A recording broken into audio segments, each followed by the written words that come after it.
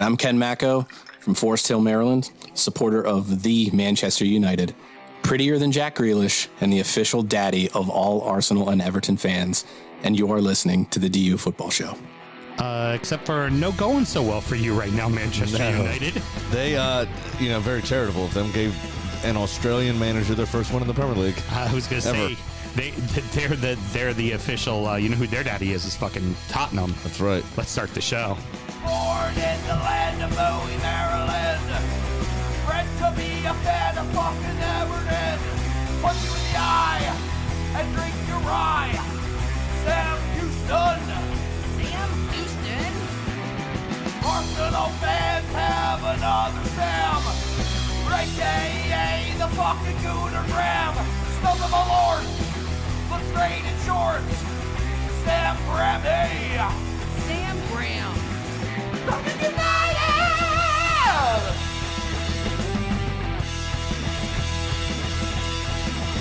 Fucking United!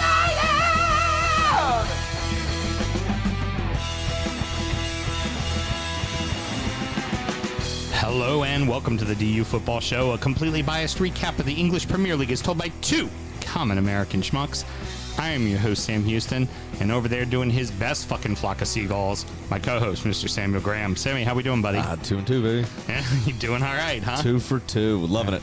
Absolutely loving it. It took a little liberty with the referee today. Help you out there. Push you over the finish line. Was not help. It was a clear penalty, and the other one was not. Okay, very good. Which we'll come on to. Yeah. Well, if that's the case, then you know that penalty for Liverpool. Then that was definitely not a penalty. Then if we go by that rationale, I said it was soft. I said that was soft last week. We're recording at the DU Public House, just outside the nation's capital. You can check us out on all podcast platforms. Please be sure to rate, subscribe, review, and share with a footballing friend. And of course, we're going live every single Monday night. And should you want to chat with us, Mr. Graham, tell the good people how they can get in touch. Absolutely. It's at DU Football Show on all the social media and DUFootballShow at gmail.com to get in touch via email. Which reminds me, we had a really good email from Keith that I never talked about before. I was going to do it on the big 20 for 20 show and totally fucking forgot to. So we're going to pull that up real quick. Go ahead and fill for me for a moment there, Mr. Graham, while I pull it up. I like how all the Tottenham fans were saying, pause to clug who? To make fun of Manchester United. Mm-hmm. Like, who are you? Who are you? All right. It's pretty funny. Are you ready? Yep. From Keith Kern.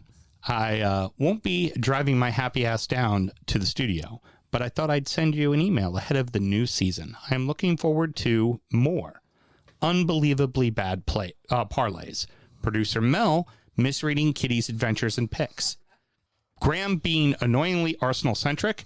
Houston telling us how good DCL is when he's healthy as he's recovering from yet another injury. There's some foreshadowing. This time to his cheekbones. Listening to Pat's email be read while he's sleeping. I'd watch the live stream, but then I wouldn't be able to enjoy the show on my long commute. Houston and Graham, I can let you know how it feels to watch you play Champions League football this season. So, very good. Yeah. Yeah, Houston, Graham, and I'm misreading the hell out of this. I'm going to have a little time. You're as good a cold reader as Mel is. You want me to read it? I'm the best cold reader in the business. No, I didn't. Sure you are. And I'll keep my calendar open for the DU Live event. Your favorite listener in Frederick, Keith. Keith, very well done. That was a good email. It took a while to get there, but... Can't read. I just can't read. Well, it would also be good if I didn't do it off my phone, which is what you do all the time, and that doesn't particularly go well ever. What are you talking about? Sam and myself both work in the wine and spirit industry and both have a deep, passionate love for all things distilled spirits. So is the red-blooded Americans. We vow to have a drink in our hand throughout this show and every single show. We had this a few years ago, but I think it's worth talking about again. What are we drinking tonight, Mr. Graham? This is the Rye 3 Whiskey 14-year-old light whiskey. Mm-hmm.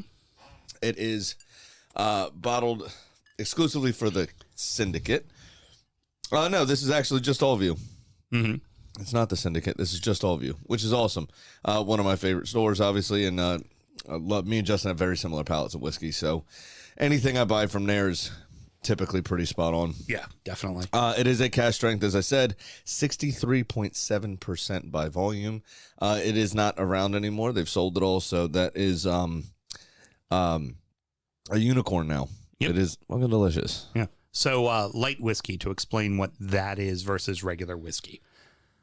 In order to be a rye, wheat, bourbon, single malt, what have you, you cannot be distilled over 160 proof. Correct. Right? Because if you distill over that, you are losing characteristics that make it a full-fledged whiskey.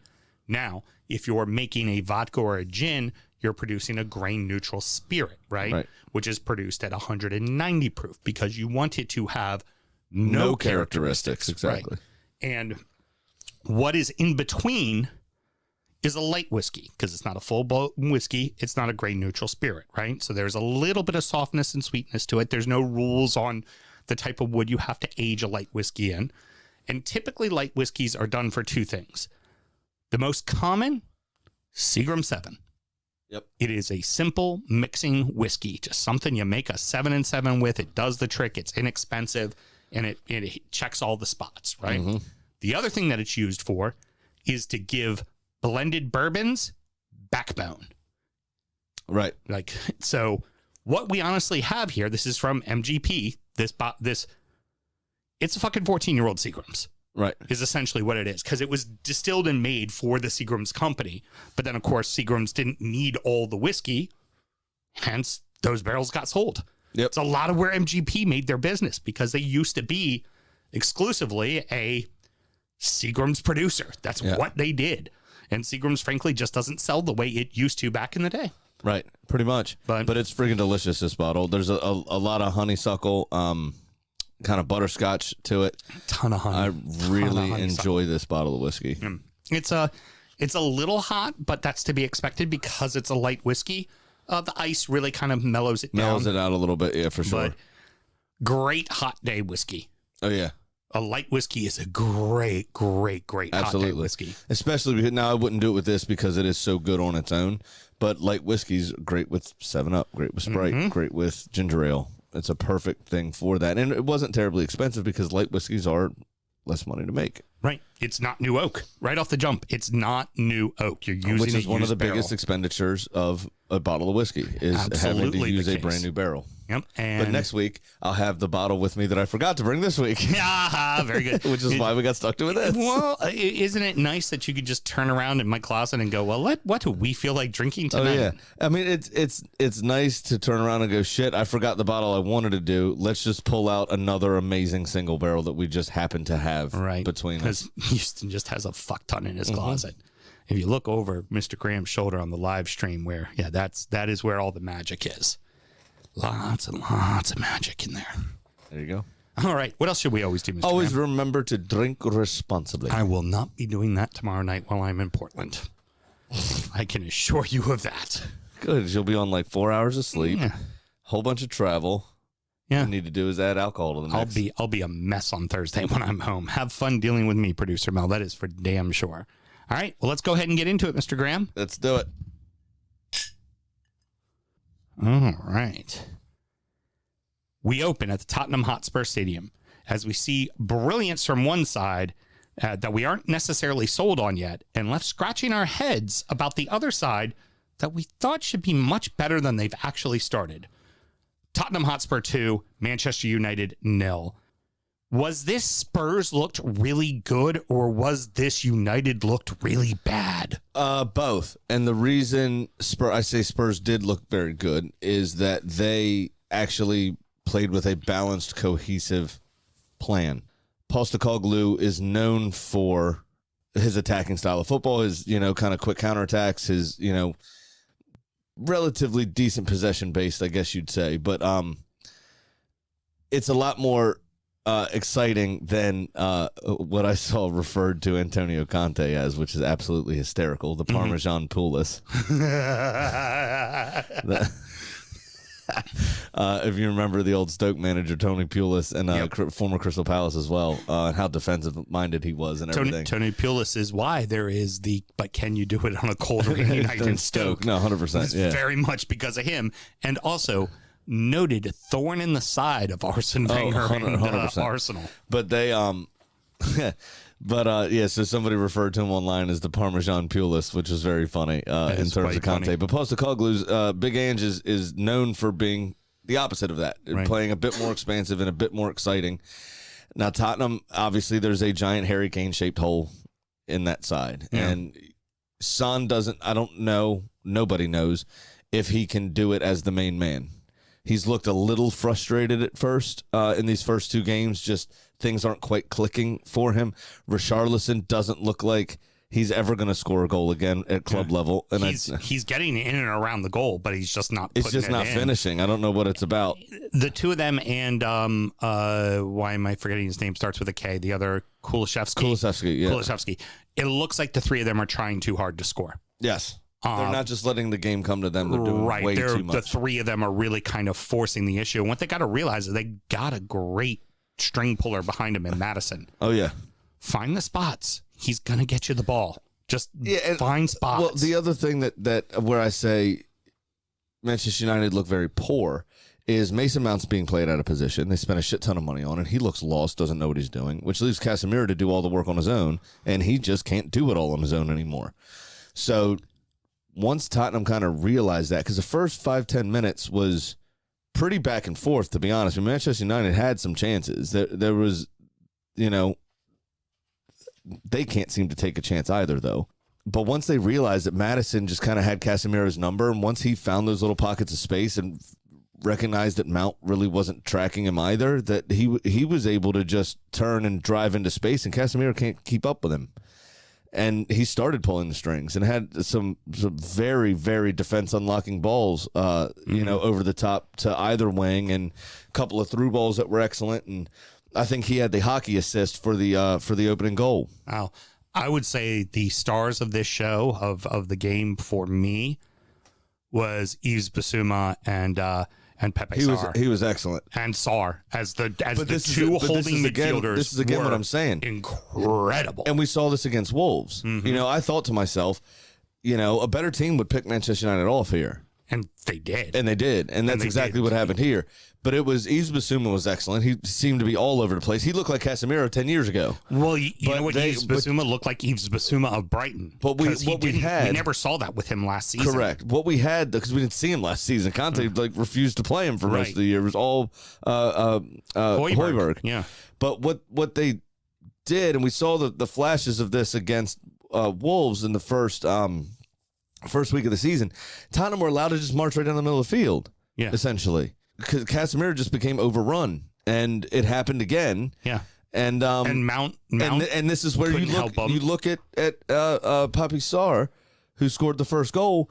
Again, late run into the box, just right down the center of the field, just cut like a hot butter through knife. Yep. It was very, he still had a lot to do. The ball came at him at pace, the cutback, but a relatively easy finish for what you would expect Manchester United to give away as opportunities. It was a bit ridiculous. I tend to wonder, I think you have to play Bruno or Mount, not both, because Mount will try and put forth the effort to get back to try to defend. Bruno's not. I can't wait until we're 5 or 6 games in, maybe 6 games in, and he has his 5th yellow card already for dissent and gets suspended for a game. You know what? Manchester United, he was like this back at Sporting. He was like this at every club he's ever been at. He was just petulant. And I think it's time, my opinion, Manchester United got rid of the toxicity of Cristiano Ronaldo. Their results improved. They've had a full preseason with actually no summer international stuff to do. And this is how they start the season. It seems a little pitiful. I don't know if Ten Hag's just a bald fraud or if there's more toxicity in that dressing room than we realize. And that's partially, to him. And all I'm saying is they need a miracle, Manchester United. They should go get one of those candles and then break out into a number of we don't talk about Bruno. That's all I'm saying. Just fucking Encanto it up and get rid of him. It has been completely unimpressive right now. It's terrible. They have not looked good. It's a terrible start. At all. I mean, and for United supporters, you're justified in saying, you know what? We should have an outside shot at the title this year. We should be comfortably 3rd place. We should get out of the group of Champions League. Like, this should be a team that should just be right in the fucking discussion, right? What they should have done was just sell the fucking club to the Saudis. Is what they should have done. And because the Glazers aren't going to do what they're supposed to do in this situation. And the facilities are falling apart by all accounts. They should have. I'm not a fan of the sports washing thing. Don't get me wrong. Right. And I don't want Manchester United to be back because that hurts my boys. Right. But for the fan base, you saw what's happened at Newcastle, and they haven't spent ridiculously. I mean, they've spent, don't get me wrong, beyond anything Mike Ashley would have done. Right. But they haven't done, what City did when they first got bought up. It has been a blend of old and new with Newcastle. But They've used a lot of what they've had before. I've heard them refer to the PIF Posse. Public Investment Fund. The PIF Posse. That's pretty That's fucking pretty great. good. I do like that.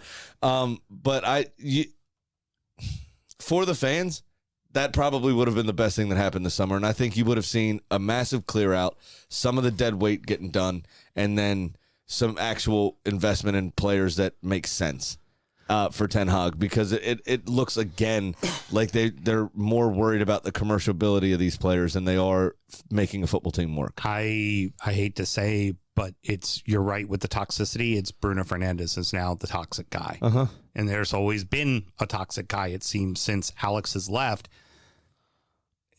Go sell him to Saudi for fucking $100 million, because I guarantee you there's a Saudi club that'll give you that kind of money for Bruno Fernandes. Absolutely would. And let Mason Mount be the guy and go with Eriksen and Casemiro behind him, because what gave them the most success last year was Casemiro and Eriksen in the middle with Bruno in an advanced role. That's what suited them the best. And I also don't know that Rashford necessarily wants to be an out-and-out front man. I think Rashford probably benefits best in a 2. Not in a 3, and he's the focal point. I think he benefits best being able to play off the wing and play through the in spaces. Or in a 3, but on the left. Yeah. Yeah, and if that's the case, there's no one else that can play the middle. Well, there's one. But there shouldn't be one. Let's go ahead. Because unfortunately, there's a lot of off the field stuff already. So real quick, one last thing on the field. I thought it very funny. Lissandro Martinez's wee legs couldn't wrap around that ball, and he deflected it into his own net. Maybe if he was about 2 inches taller, he might have got there. All right, now on to the off the field stuff. Just a big old D-back. I mean, this is big time. We can say the following: there were no charges. The charges were dropped. There is no criminal investigation on Mason Greenwood or anything like that. But we do have the court of public opinion, and we have the pictures of his victim. Yeah, with a bloody fucking nose and bruises on her head. And I understand there's a lot of investment that goes into a player. I understand that he's a young player. I get all of that. But they slip and they let it be released that they're just going to bring him back to the club without consoling anybody, let alone the female players who are currently playing for England in a World Cup fucking final. They didn't even go or ask anybody's opinion. They just went, yeah, we think we're going to go ahead and bring back Greenwood. They said they were gonna consult the women's team and stuff, but they didn't. I don't know that they need that responsibility. Right. I don't know that should be on their shoulders. The answer should be, hey, I don't care that we're a men's team. We're going to stand up for women and just say, fuck you, Mason, because the level of evidentiary responsibility at Manchester United in an internal investigation is a lower threshold than it is for a prosecution. And basically, it's a key witness with knowledge of the case that didn't want to testify anymore, and they couldn't compulsory make her testify. Behavior unbecoming of the club. And that is a blanket statement. And go, look, and every footballer's got that in their locker. But they're just proving again that it is a big boys club, that we will just protect you. Look at how many footballers are attempted rape right now. Thomas Partey being one of them. He's being played every day. And as far as now, I haven't seen as much evidence as we did in this particular case, but by all accounts, there was evidence and there was some sort of loophole where it happened in Spain, not in England, and they couldn't try him in England because a law didn't go into effect until 14 days later. Mm. So it happened before that law was allowed for the UK to try him. So just because you aren't able to be tried doesn't mean you're not guilty. And look at what City did to Benjamin Mendy. Right. And Benjamin Mendy was found not guilty and sued the club for wrongful termination. Mm-hmm. And the club won. Right.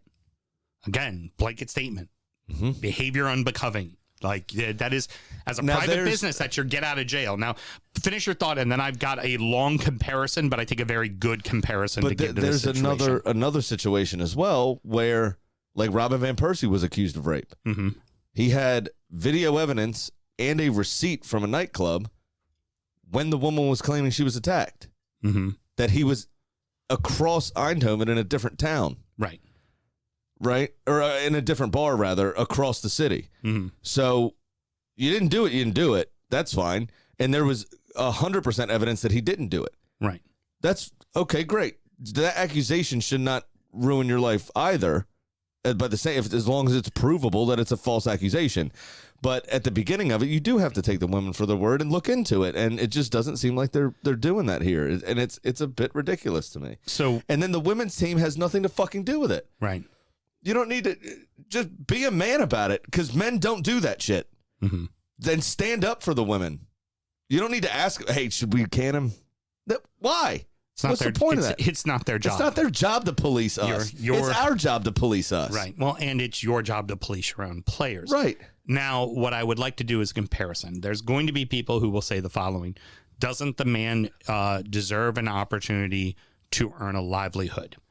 Here is the comparison I'm going to make. It is apples to a T. In the NFL, Ray Rice there was video evidence of him beating the ever-loving shit out of his wife, and it was not pretty. That man did everything right, has continued to do everything right. Him and his wife are still together. He works diligently with anti-female women, wife, spousal abuse. He works very, very close hand in hand. He wears that mistake on his sleeve, and he does not hide from it. He did everything right. How many games of football did Ray Rice play after that video came out? Not a fucking one. He was out of the league. They never let him back. Nobody gave him a second chance. Uh-huh. Sometimes shit happens in your life that, yeah, it's gonna fucking stay with you. It's going to be it's going to be what you are remembered as. And all you can do, and you've made mistakes in your life. I've made mistakes in my life. Mel's made mistakes in her life. People make fucking mistakes, right? Mm-hmm. You know? But when I was 20 years old, I was convicted fucking felon for embezzlement. You know, like you can move on and do better things for yourself, but some shit is gonna stay with you. Beating the crap out of your spouse is gonna fucking stay with you. Yeah. And I'm sorry, Mason Greenwood. If we want to take an apples to apples approach and look at this,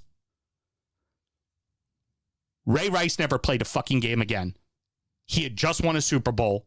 He was an MVP of the league. He was the best fucking running back in that sport. He never played another game again. Why? Because one night he made a really fucking bad mistake, and that bad mistake has stayed with him.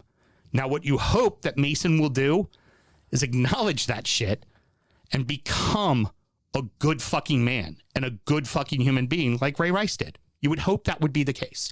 Speaking of your embezzlement, Uh-huh. I'm starting to wonder where all the fucking Patreon money's going. I think Mel and I are going to have to do some forensic accounting. Maybe look into the financial advisor of our current setup. That would be one Miss Producer Mel. You can take it up with HR. All right, Russ, we'll be calling you to find out where the money is. Where the money is.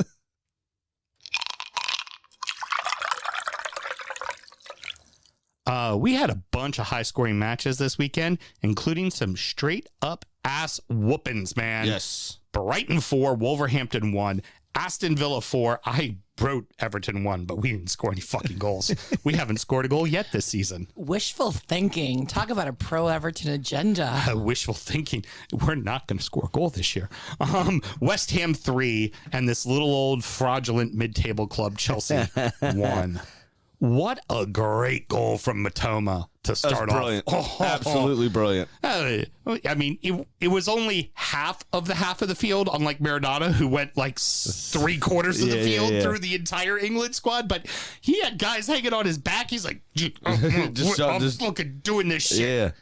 It was excellent. It was brilliant. And the way he opened up his body at the end, found the far side. Oh, it was gorgeous. A goal of the weekend for me.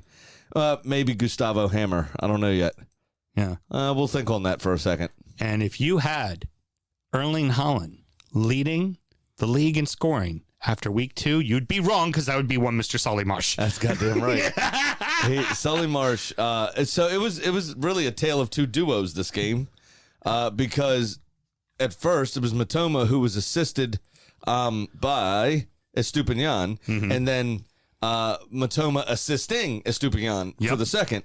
And then in the second half, it was the Enciso and Solly March show. And Solly March scored 2 of Enciso's brilliantly weighted passes.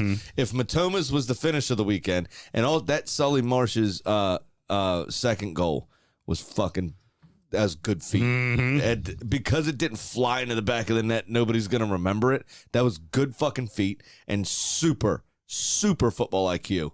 It was absolutely fantastic. But those 2 passes from Enciso were absolutely brilliant. They were De Bruyne-esque with the weight and just the perfect precision for him to not even break stride. It was awesome to see. I'm going to debate, and we'll get to it in Oso, that there was someone else who had a brace of assists that were more impressive. Okay. So we'll get see to what that happens. one. Yeah. Last week, good Wolves. This week, bad Wolves. Like, I think this is what we're going to start kind of seeing with this team.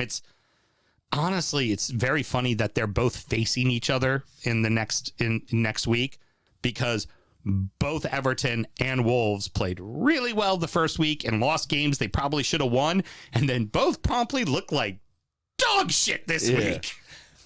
Wolves, I mean, Brighton are just so good, though. That's where I don't know that. I mean, Wolves tried hard, but Wolves looked good against United. Yeah, but United looked like shit. Yeah, they still. That's the thing. But they Wolves took it to United though. Like, I know, but Brighton are better than United, is what I'm saying. Brighton are a better team at the moment, currently top of the fucking table because they've put up an 8 spot. In the first 2 games. Fucking amazing. They're setting the pace right now. Oh, absolutely. They're just excellent, and De Zerbi it deserves all the credit in the world. It's just, how many players has he lost, and just next man up. And in his post match, even said he thinks that they have the best blend and perfect blend of youth and experience, and you can't really fault him.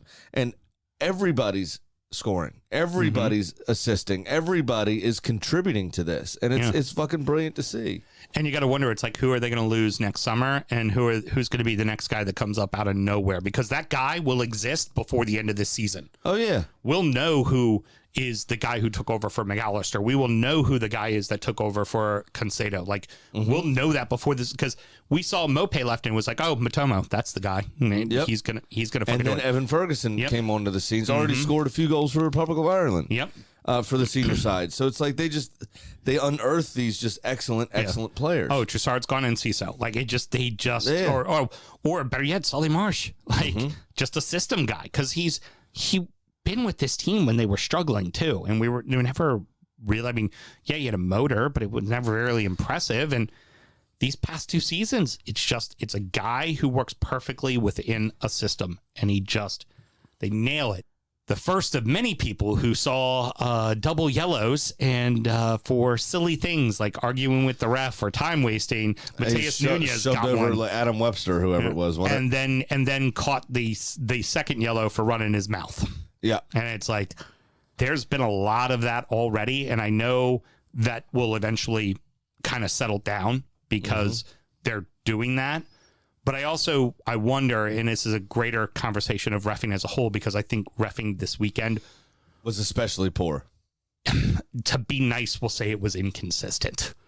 right? That's what we'll say. We'll say it was inconsistent. Okay. Because there's things that are penalties that aren't penalties, we'll get into it with the Everton match, like where it's not a penalty on a goalkeeper the week prior, but it is a penalty the next week. Like it seems so like they're just making up calls to make up for mistakes, and it seems to not be affecting the teams that were hurt or helped by it the first time. And I think we're going to see a lot of silly send-offs for a lot of silly things. We saw one today. Yeah, we saw one today. Absolutely fucking absurd. Tim Reams as well, which we'll talk about. Exactly. Fucking absurd. So it just inconsistent at best, but also as players, if you know they're going to be pulling out the cards, watch your fucking mouth. Watch your fucking mouth. Like, don't get a second yellow for running your fucking mouth, man.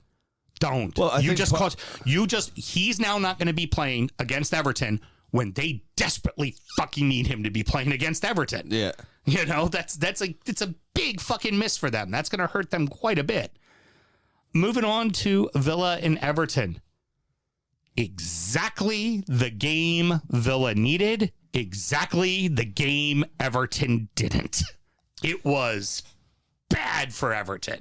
Yes, it was very bad for Everton, and 3 of the 4 goals were y'all's fault. Yeah, namely Michael fucking Keane's fault. Mickey Keggers he's slow. He steps off the ball. He turns slowly. His reactions are slow. Ashley Young is a vastly experienced player that should be knowing to not throw the ball in at that angle to that player. Well, you see, what happened was that he was thinking he was still wearing a Villa kit. And he decided to throw it into Duran for, it was a hell of an assist on that throw from Ashley Young too. It was a very long game on that last goal to get those extra points over Everton.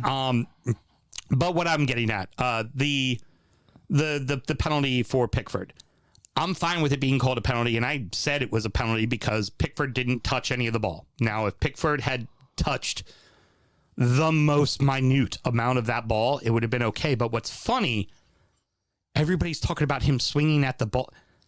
He didn't make contact with with Watkins with the swipe. Right. It was their legs colliding is what ultimately ended up being the penalty. But it was funny. I listened to Tim Howard at halftime talk about it and go, this is an instance where the referees, they made a mistake the week before. They got together, they had discussions, and they got it right this week. Well, then, aren't we doing what you constantly talk about and playing with a different set of rules for? Well, no, it's just but it's the people that are. You're dealing with humans first and foremost. Of course. So there's going to be fuck ups, obviously. The rules were not applied appropriately in week 1. The Pigmole decided to suspend those 2 referees for this weekend, the VAR and the head official, for this weekend's fixtures that were in that Manchester United Wolves game, and failed to award a penalty to Wolves for Onana's challenge on whoever it was. So, yeah, I think it was Semedo. It's the unfortunate shit that you run into, but this week the rules were applied appropriately in most instances, because at the end of the Arsenal game, Thomas Partey was doing the imaginary card sign. I saw 4 of those yellow cards issued. He didn't get one. Right. But he was doing the imaginary card sign for Eze's dive, which was a dive. Mm-hmm. We'll come on to that again, because you said you were going to fight me on that point. You'll be interested to hear what I have to say, but I'm not fighting you on that point. but it's so, yeah, it's a little ridiculous. It's less. It's human error is what it is. But VAR is supposed to solve that. That's exactly what's going to be my argument to you. That's what VAR is supposed to be there for. Right. And it seems like VAR has a different vantage point every fucking week, leading me to believe to say what I constantly say. But we've had this. VAR sees what it wants to see, not what needs to be seen. But we've had this discussion. It's been 3 years now of VAR, maybe 4. And it's just trash. It's just not good. Yeah. The English don't do it right. Yeah. It's just not been implemented correctly. No, not at all. Not one bit. That's just what it is. It's been absolute garbage because we've seen it applied in other places and in other tournaments. In the Fulham game, and now I don't know that it couldn't have been. I mean, I think it could have been because they were issued a penalty because of Tim Ream's challenge. Yeah. So they could have gone and looked at it, and as a result of there not being a foul, they could have rescinded the yellow card immediately. No, they couldn't. You know why? Not allowed, because this happened with your game as well, which we'll get on to. You're not allowed to VAR review a yellow card booking, only a red. No, but here's the difference. This is what I'm saying. Tomiyasu's correct. You're not allowed to review it. The referee called the foul, gave a yellow, but you are allowed to review a penalty decision. Right, but just the decision, not the card. No, you have to, because if there's no foul, then there is no card that gets issued. Right. They've rescinded that before. Okay, fair enough. Because it's a penalty, you can decide whether or not that is a penalty kick. And if you decide that it is not a penalty kick, then no foul has occurred. Just like Jordan Pickford got away with that breaking the Dutch Tulip's leg. Yeah, that's true. Because hey, Graham, moment of silence. Thank you. Because they were judged to have been offside in the build-up. So technically, that shit didn't happen. Fair, because the play was dead. Fair enough. Ultimately, for Villa, this was a phenomenal match. And Mel, feel free to talk. It's your fucking team we're talking about. You're just over there. I was just not interrupting what you guys had going on over there. I was super happy to watch. It was like a scrimmage. Unai Emery got a chance to work out a lot of the new plays, figure out some of the positions. We were literally dribbling circles around you. Score could have been twice as high as it was. Leon Bailey was fucking excellent as well. Yeah. And Musa, what's his name? Musa Diaby. Is it Musa Diop? Yeah. He's phenomenal. This was his. God, he's lightning quick. This was his. I mean, anybody, I could still be put up next to Michael Keane. Oh, yeah. Dude, I could beat Michael Keane in a fucking foot race. They were making plays. They were following through. And as you have the heart attack in the 6-yard box, you go and beat your cut. Exactly. And they had said they were putting John McGinn into more scoring opportunities, and fuck yeah, he did right off the rump. I mean, it wasn't, but it'd be a much better story if it was. How excellent was that goal? That ball came at him quite quick. Oh, as just well. bam, right in the spot. He had to adjust his body quickly and did it to a plumb, didn't he? Yeah, as agreed. Cole just pointed out, McGinn literally did a pirouette. Yeah. It was an ass whooping. I tell you right now, if you listened to Injury Time, you heard me say it. We don't win at Villa Park. I had no thoughts that we were going to have a chance. I usually at least try.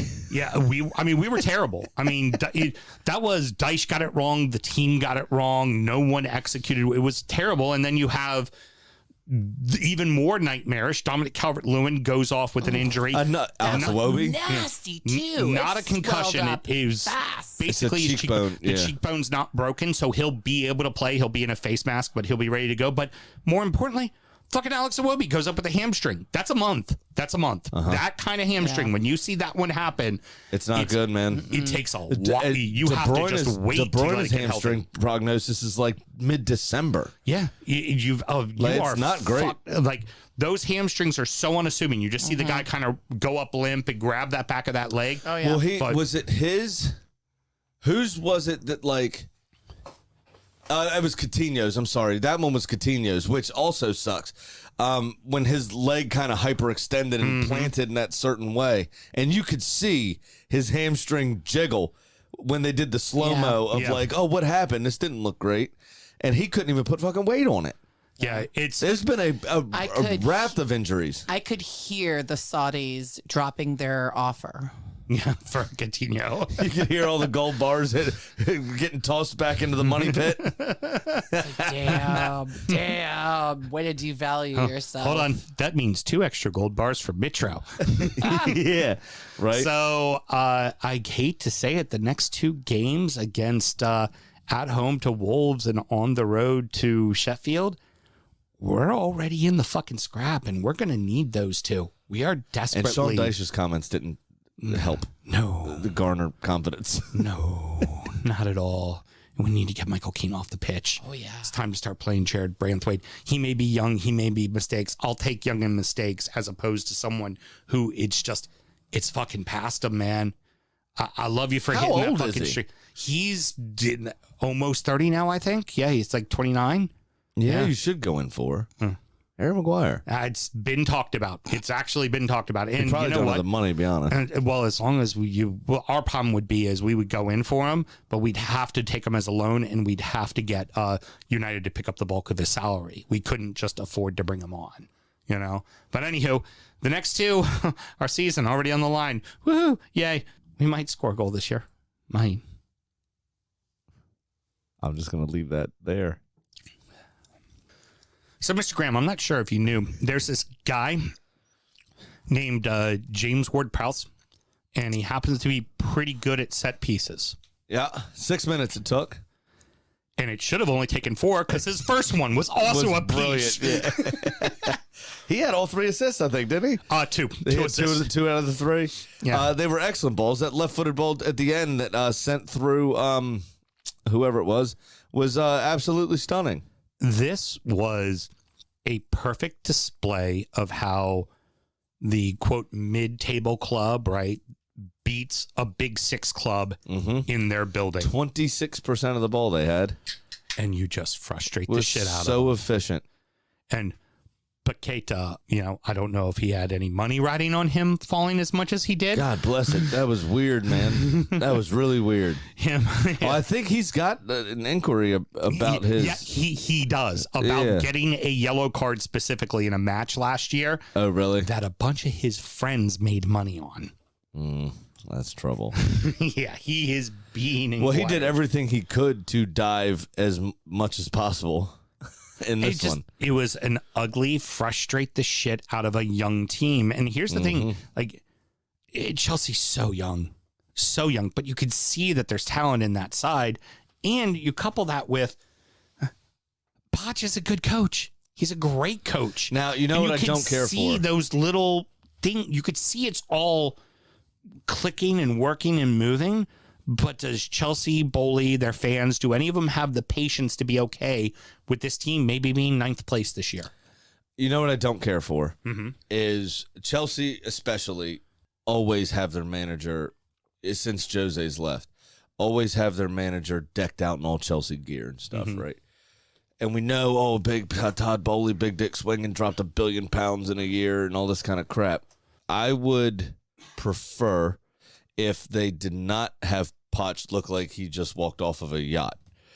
They're custom making tracksuits now that aren't the club colors, that aren't everything else, and then any douchebag that's got a fucking darker shirt on than the outer jacket is just like, you think you're better than everybody else. And I don't like it. I don't need you to look like a billionaire. Heard. You just worked for one of the UAE regimes or whoever or Qatari, whoever owns PSG for however many years, and obviously your pockets got lined, and then you come work for this idiot who just literally throws money at every problem, and then you walk out there in a white tracksuit with a black shirt underneath. Get fucked. That's not for me. That is not for me. Raheem Sterling looked good, but the rest of Chelsea didn't. Yeah. They ran out of ideas frequently. Conor Gallagher cut a very frustrated figure. Mahala Mudrik's not even starting. Yeah. So there's another $100 million down the fucking toilet. One of your £110 million signings missed a penalty, and then your £115 million signing looks a little overweight, not up to speed, and gave away the penalty that ensured the West Ham win. Yeah. It's not a good look at all. And I don't know, it's going to take Poch a lot of time to fix what's wrong there. But I think this may be the first time in a very long time Chelsea actually put out the same starting lineup 2 weeks in a row, minus the one injured player in Reece James. Yeah. But everybody else on the field was the same. Yeah. And that's what they were missing. There was too much tinkering going on with Tuchel and Lampard, and before that, Graham Potter. I think a lot of this team's success is going to rely really on 3 major players and somewhat of a fourth, but the fourth has an injury right now. And Chukwuemeka went out with an injury in this one as well. There's a ton of fucking injuries this weekend. It's terrible. I think Thiago Silva in the back, kind of holding down the fort for this team, is going to be very important. What Ben Chilwell does on the one side and what Reece James does on the other side. will be very Well, important. but he's out for a month with a hamstring. Right. That's what I'm saying. But I said one of the four is yeah, injured. yeah. But Chilwell, again, in and amongst everything. I mean, everything good that Chelsea did, Chilwell was there for. And the fourth one, kind of the seasoned grizzled veteran, which we would never think of, is Raheem Sterling. Because we're thinking of Raheem Sterling just recently playing for City and kind of being a stud. Like, and those guys, those four guys are all older. I mean, you think of it, Reece James is one of the older guys on this team now. And he's only like 26. Yeah. And that's really and where Chukwuemeka getting off the mark was huge until the fucking injury happened. Right. It's like, oh shit, and we'll start again. And he was very highly rated at Villa in their academy. But he's also responsible for the first goal, not marking on that header. Correct. You know, so there's going to be, for every positive with a young team, there's going to be negatives. And what I wonder for Chelsea supporters is, can you be fucking patient? Because you need to be. Because this team could be, in a few years, really fucking good. Oh, yeah. Like, really, they could really fucking good. It could be. Yeah, but you have to kind of, like, you're going to have to be patient. And is Bowley and the fans patient? I don't know or think that they are. Well, it hasn't looked that way so far. Right. The other thing is I also found quite funny. Who was it? It was in the middle of the park for Chelsea. I can't remember who it was that Mikel Antonio just brushed off like he fucking was an infant. Yeah. But somebody. And I loved also how he had a bug in his ass about like Thiago Silva and like, I'm going to just fuck with you all day. Mm-hmm. And he did, and he fucked up his world. But there's something to say. I'm sure the West Ham, the kind of battle-tested and hardened West Ham supporters like Knowlesy and those others got to have, I mean, he plays for them, so I guess a little bit of a soft spot. But even Manchester United and Bruno Fernandes, you got to hate a little bit somebody being a dick. And Lucas Paqueta was being a dick. But then to have Mikel Antonio just bully and just old school number 9 fucking go slap a ball into the corner and make everybody that he came in contact with his bitch. That just warms the soul, doesn't it?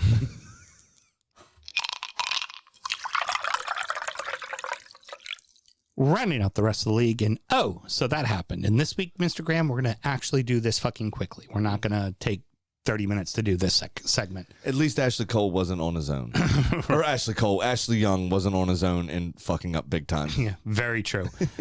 Forest 2, Sheffield 1, Brentford 3, Fulham 0, Liverpool 3, Bournemouth 1, Man City 1, Newcastle 0, Arsenal 1, Palace 0. Where you were talking about the brace of assist earlier, I would argue that Serge Aurier's 2 fucking assists were perfectly floated balls. The perfect fucking headers. Fucking amazing. For both fucking forwards. Like, that's what fucking amazing. Owoni, and then the sub Wood comes on, and both of them, these perfect little floated headers, boom, how you doing? They were excellent. The first header was brilliant. He did well to get to it because it was one of those where the defender in front of him jumped first, missed it, so it actually came to him relatively quickly. You know what I mean? So he had to adjust himself fairly quickly, and obviously did it because he scored. And then Aurier just what a little tee up from Brennan Johnson as well. Just a perfectly little ball wasn't. Aurier took it first time. The ball wasn't bouncing, bobbling, nothing. Just this perfect little slow roller. Just tee it up. Just do what you need to do there, and then bang, put it right in. It was absolutely brilliant. And what a header from Big Dumbface, because he didn't even. Can we please title the show Big Dumbface? He just, I can't believe they sent him out to do the post match. It's just like, this guy looks like a dunce. I mean, that is up against silly send-offs. Yeah, silly send-offs. And Piff Posse. But he didn't even jump. He just knew, just like a little glance. It was like, and who knew that this guy that looks like he has some sort of, like got dropped too many times as a child. Who knew that he knew physics like that? Because it was fucking brilliant, that header. It was perfect Absolutely brilliant. So the Blades showed us a little something at the end of the first and a little something at the start of the second, and including that goal, which Gustavo Hammer fucking hammered it, didn't he? That was absolutely brilliant. Everybody was talking about Coventry City, the cat who went to Porto, Victor Gorquez, as kind of the person. And nobody realized this cat scored fucking 12 goals last season for Coventry. And whew, that was a nasty hit. Yeah, but I worry because Forest were relatively comfortable for most of the game, except when two of their players decided to have a cuddle on a header and sent whatever his name was through. Like but I said, it was 30 minutes in between the first and second half. The Blades looked like they had something to offer. What I get nervous for is because the Blades have City next, and then their game after that, their fourth game is at home to Everton. That's going to be the game they fancy to win. Well, yeah, as an Everton supporter, I'm like, oh, fuck, man. They're going to have this shit kicked out of them this next week, and then I'm going to have to try to, that's going to be tough. Absolutely could be. Yeah. Keeping it rolling, the Bees completely dominate a 10-man Fulham side, but my question to you is, should it have been a 10-man Fulham side? I don't think it should have been. No, it shouldn't have been at all. Because Tim Ream shouldn't have been sent off, period. It was a weak-ass penalty. It was a weak-ass call. It was bullshit. And actually, it was only outdone by Tomiyasu sending off. It was, I mean, seriously, at least they had some contact. I'm keeping my remarks about Tomiyasu in my back pocket. Fucking bullshit. But we're going to talk about it when we get to fucking Arsenal. All of it's bullshit. It's ridiculous. And you could say, I loved when he looked at it was like, seriously, the way he looked up at the card. It's just like, same with Alexis McAllister. The two reactions when the referee brandished the card, really? It was hysterical. Yeah, it's just like, but really? No, it's absolutely absurd. There was no reason for it at all, and it's terrible refereeing.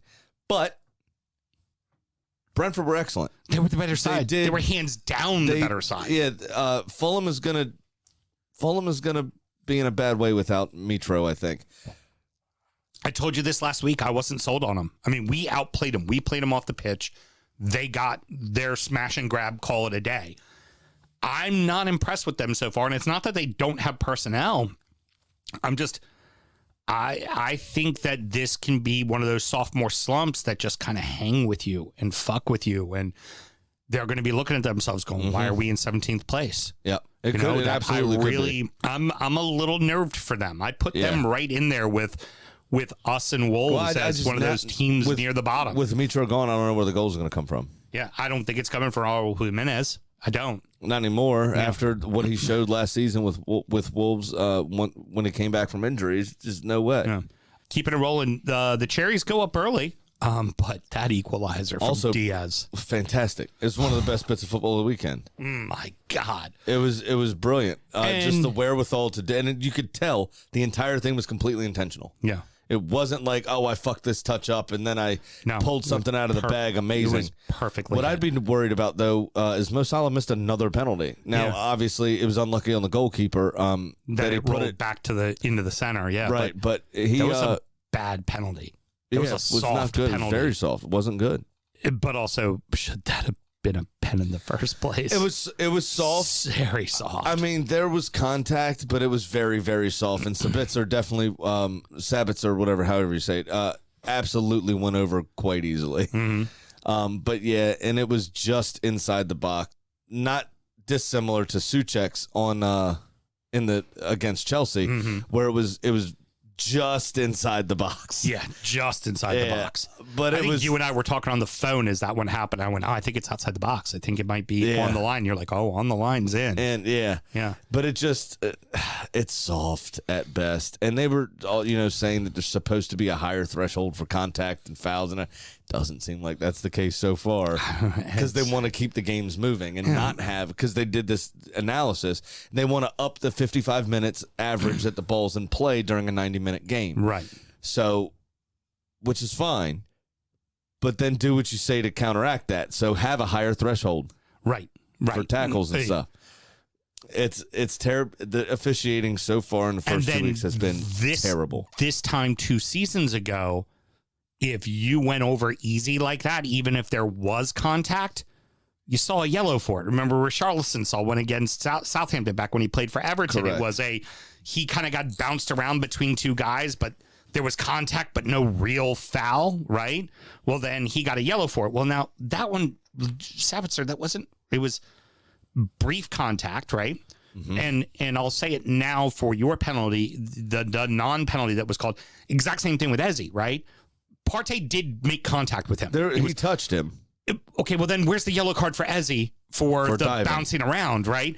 Or you can then debate, but you called that a fucking penalty for Liverpool. Why isn't that a penalty here? Well, is it because for Liverpool, because it's Liverpool on the chest, it's a fucking penalty, but for Palace in their own building, it's not a fucking penalty? Like, it just...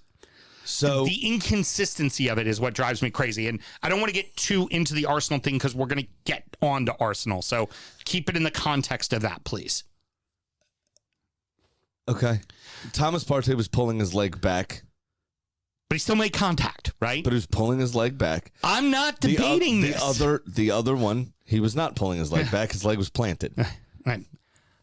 All I'm saying is there was inconsistency. They were both soft. One gets given and one doesn't. I think you're given through your blue speckled glasses.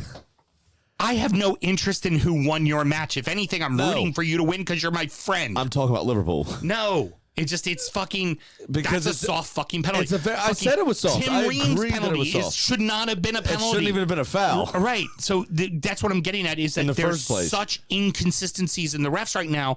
And the problem is if VAR, the eye in the sky, is supposed to fucking fix that, they're making it worse. Yeah. They're making it even worse. I could deal when there wasn't the eye in the sky before, because then it's just human fucking nature. And it's like, oh, we got fucking, I know he doesn't ref anymore, but we got Dino. We know how today's going to go. Like, that's fine. It's okay to know that. But you have this eye in the sky that's supposed to be fucking making everything a level playing field, and it's not.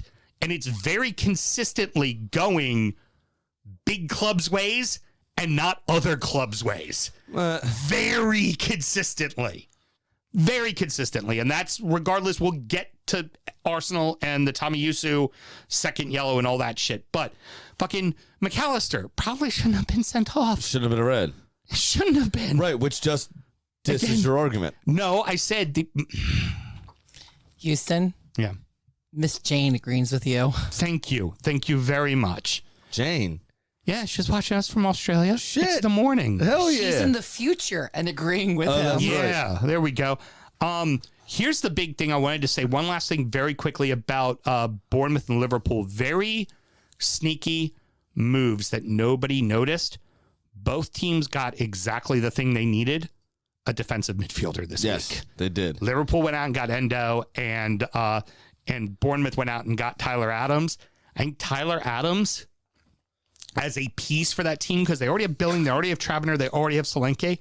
I think he could be the piece that keeps them up for a second season. Oh, it could be. Yeah, absolutely. 100%. I think that's a sneaky good signing. As long as he can keep his head and not choke Decore or get choked by Decore, whatever happened. Not get a lot of yellows. There was a for lot of choking there. I retaliation. don't remember who did what. Real simple with City and Newcastle. Just a straightforward professional win for City. It was a pretty comfortable performance as well. I mean, Newcastle didn't offer a ton. I mean, Ederson had to make a few saves here or there, but they rarely really threatened. But also for Newcastle, is this really the match you care about? No, of course not. In But their building, they were it's also early in the season. You're just like, we got a lot of other shit to worry about than fucking going full balls to the wall against City in their building. But they were also quite organized and good defensively. I mean, they frustrated Haaland a bit. And It was a fabulous goal from Alvarez to get past Pope. Like, Pope almost had it. Yeah, it was a great goal. It really was. Yeah, But the whole game, both teams, it just didn't seem like they ever really got out of first gear. Yeah. It was like they're taking a test drive. It's the second game of the season. Mm-hmm. Let's see what we're going to do here. And it was kind of one of those cagey, like, we don't want to lose to the people around us. Right. That's why the big 6 games are usually not great, because it's like, if we lose to them, it's a 6-pointer. it could cost us a title or, whatever. So they're always kind of just shit. Very rarely do you get that Liverpool, Chelsea, or Liverpool, City game from a couple years ago that's just end-to-end fucking nonstop, right? Punch each other in the face, heavyweight bout. That doesn't happen anymore for real. And for City, this is exactly what you wanted. You got the win. You move on. You'll beat the crap out of Sheffield United next week. Yeah, exactly. You don't need the goal parade against Newcastle. You need a win. You need 3 fucking points. You got those 3 fucking 100%. points. That's what you needed. finally, moving on to Arsenal Palace, I want to talk a shit game. It was not a good game at all. I do want to talk first about Palace because I know you'll have your thoughts on your side, and then we'll get into Tomiyasu and things of that nature as well. Palace is going to be a tough out. Yes, they are going. They are quite organized. What you saw from them today, you are going to get against them every fucking week. That team is going to be drilled in. You are not going to get opportunities. They are going to make your life fucking hell. And with guys like Jordan Ayew out there, they're going to fuck with you all game and get in your head and be a fucking pain in the ass and somehow get a yellow, but never get a second yellow, even though he pushed a guy over out of bounds and totally should have gotten a second yellow, but didn't, he will, I'm going to go ahead and say it right now. He will go down. I've never seen a person get a second yellow card for touching another man's hip with the back of his hand. And the referee said he pulled his shirt. He touched Tomiyasu touched Jordan Ayew on the hip with the back of it. It's ridiculous. And he got a second yellow for that. And the other thing, Kai Havertz didn't get a yellow for holding on to the ball longer than Tomiyasu did. Yeah, after we had gone down to 10 men, Kai Havertz walked away with the ball and wasted more time than Tomiyasu did. And this is after he also kicked it out of bounds, too, and was on a yellow. Well, no. That got him his yellow. Yeah, was when he kicked it out of bounds. But famously also, and I'm not saying that we should profile players, because you absolutely shouldn't do that. That is a D-back thing. But famously, the Japanese are super fucking honest. Yeah. And seriously, this is what you're saying he did? The fans clean up stadiums after fucking matches. I don't think so. The players fold towels and fucking leave weird. You carry out after the fucking game. Literally leave like origami ducks and shit for the staff of the stadium. They feed the staff of the stadium. Like, no, when you're a visiting team, they're supposed to feed you. It's and weird. They leave food for the visiting staff. It's fucking strange, man. I don't get it. It was the most controversial sending off for me, really, of the weekend. Besides, Tim Ream's up there with it. Mateus Nunes deserves his. He's a moron. West Ham got one too. The new signing, the center back. Agueno, he scored their first goal. And then he got a second yellow and sent off, and one of the two yellows was for mouthing. The first one, because the second one was at tackle, which was right. That was deserving of a yellow. But even that was discussed prior to the season. We're clamping down on people talking back, all the fake card waving, doing this and that kind of stuff. Of which your guy didn't fucking get one when he did it 4 times. He didn't get one. I think he was running around following the ref going, please give me one, and he was on a yellow. He didn't do that. And here's the thing. He was on a yellow already. He could have gotten sent off. The inconsistency has been just dog shit. And if you're going to call a foul and a second yellow for putting your palm, the back of your hand on somebody's hip, then I'm sorry, by that rationale, while I do not feel it was a penalty, you should have called the Ezzy foul a penalty. By that rationale, if you're going to fucking call that foul and give and send a player off because of it. And then a guy, although pulling his leg back, still made contact with a player inside the box, it's just the ref lost the fucking plot. Absolutely did. He was just throwing around yellow cards randomly, but then not being consistent within the yellow cards. And it's weird. But it was baffling. It was fucking baffling. Very good penalty by Odegaard. And what I will... and also absolutely a penalty. 100%. Absolutely a penalty. If Johnston had touched any part of that ball, it's not. Yeah, not a penalty. I would agree with that. But he didn't get to the ball. And Saka did exactly what he's supposed to do. Get to the ball first and put the ball far enough away that the keeper can't get to it. That was Odegaard that took the pen. Saka's the one. I'm saying Saka's the one who got the penalty.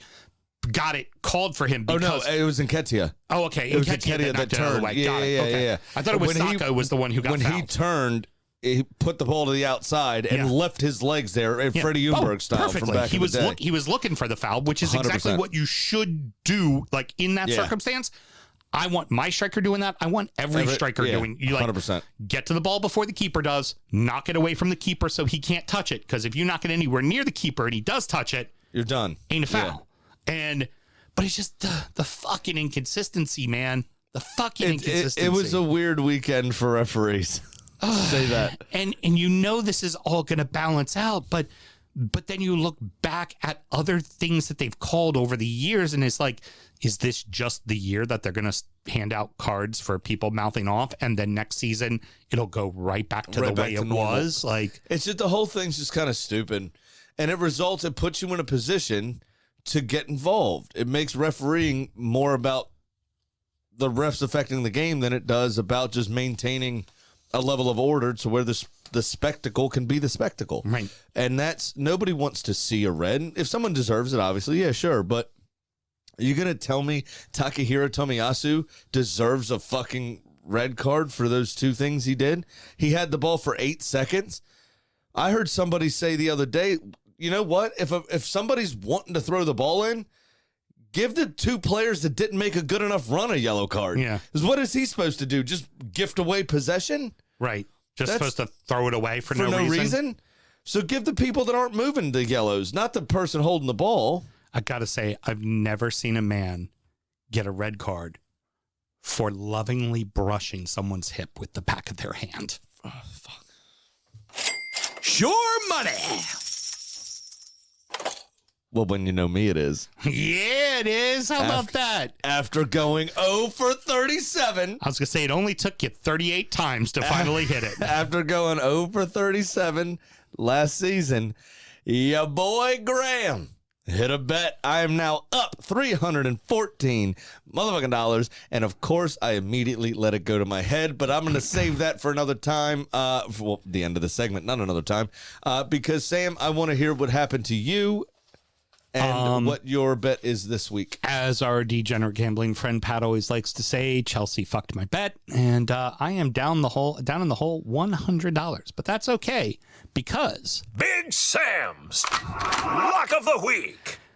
This will immediately fix my problems, Mr. Graham, and it's very simple. I'm going to take City to beat the Blades with over 3.5 goals, and Holland to score at an even plus 200, which will put me in the black.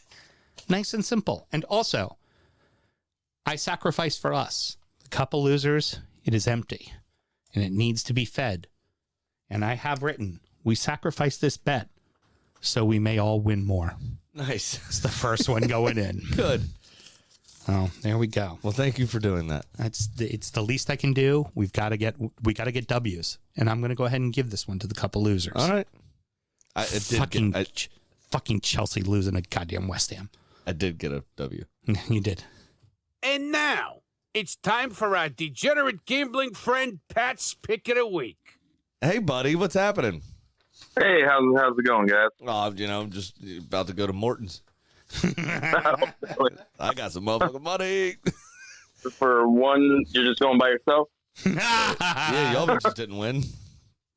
No, I'm just saying $300 is going to get you one bottle of wine and one steak and a couple of drinks and a couple of appetizers, and that's it. Yeah, perfect. My kids don't need anything. Okay.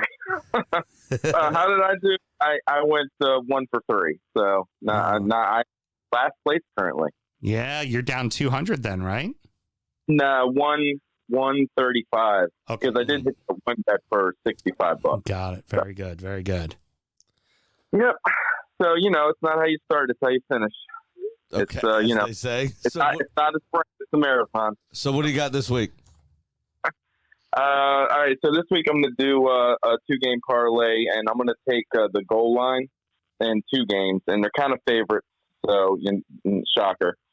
So I'm going to do Manchester United minus 1.5 goals over Forest at minus 110, and Manchester City minus 2 goals over Sheffield at minus 105. And I just checked it, and it's actually gone, the minus 2 has gone up to like minus 125. So I don't know if a lot of money came in on it or what, but you can't get those odds anymore. But $100, 270. All right. And of course, if there's a push where it's like City only wins by 2, then it'll just resort back to a single game, Oh, okay. Gotcha. Yep. Gotcha. So if one pushes, it then goes to a 1-game bet. Yeah, because the -1.5, you can't push in that. So Perfect. it'll really be determined on Saturday. All right, cool. If I'm going to be playing that, I guess. I don't know. We'll find out. Awesome. So, how's the rest of your weekend gone? Not bad. But thank you for your time as always, and I wish you good luck in your betting, my friend. Okay. Well, hey, only a week away from Saturday, the college football. So where Pat really loses his money. Yeah. Where his wife gets extra mad at him. Mm-hmm. All right, guys. I'll talk next week. Yeah, man. All Thanks. right, brother. See ya. He's so fucking funny. I can't. I can't. Like, I'm sitting here writing on the back exactly what time we're at. I We're know. trying to narrow this show down a little bit, and then he's just like, so what are you guys up to this weekend? What's going on, man? So how's it going in your world? We're just like, both of us, all three of us just look at each other and laugh because we're just like, we're trying to get the show done. Pat's even like, Mel, I'm going to be in bed by 8:30. I'm like, well, then Pat, speed up. Yeah, no shit. Precisely. All right, so like I said, I'm letting my winnings go to my head, and I'm betting 100 smackaroos of the 314 that I am now up on a 6-game parlay. Wow. It should come in. Chelsea over. You said that 37 times last year. Chelsea over Luton. Uh-huh. Tottenham over Bournemouth. Okay. Arsenal over Fulham. Uh-huh. Brighton over West Ham. Okay. City over Sheffield United, and there to be over 2.5 goals in that game. Uh-huh. Plus 605. Oh, you were inspired by my Little over bit. as well? You Yeah, were like, yeah, there's little going to be bit. goals in that game. Plus 605 for that 6-gamer. And I think that's going to be a winner chicken dinner. Yeah, well, speaking of chicken dinners, you know who's up and not chicken dinner? Fucking Kitty.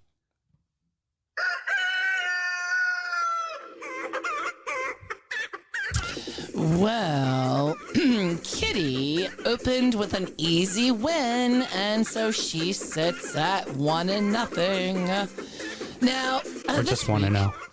I gave Kitty Newcastle hosting Liverpool.